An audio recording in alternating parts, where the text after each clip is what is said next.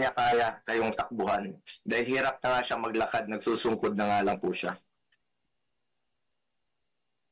Imbis na umunlad, bigla tayong umurong. OFWs, pinapauwi natin. Noon, ginagawa natin ang paraan. In fact, si dating Pangulong Duterte, sumusulat yan sa mga king o sa leader ng ibang bansa para makauwi. And even nagre-raise tayo ng blood money para makauwi lang yung mga kababayan natin. Pero bakit baliktad niya? Bakit isinuko po ang sarili nating lahi?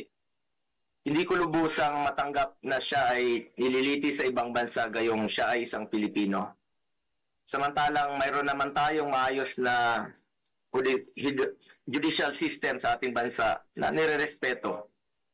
Kasarinlan yan bilang isang bansa. May sarili tayong batas, may sarili tayong proseso, may sarili tayong korte at may kakayahan tayong panagutin ang sinumang nagkakasala sa ating bayan. Madam Chair, this is now a matter of principle, justice, and humanity. Hindi ba't may sarili tayong sistema ng hustisya? Kapag may Pilipinong nagkasala, dapat tayo po ang husga. We must protect our citizens and we must stand as one. Dagdag pa dito, Madam Chair, mula noon hanggang ngayon, naninindigan naman po si Solicitor General Minardo Guevara na walang jurisdiction ng ICC sa ating bansa.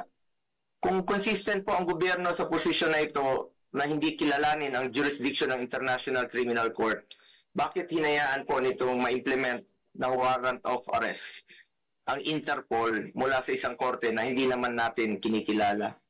Kung wala naman talagang jurisdiction at may warrant of arrest ang Interpol o ICC, sana binigyan muna ng pagkakataon ng gobyerno through the proper authority like judicial court na i-verify o suriin ang validity ng arrest sa warrant.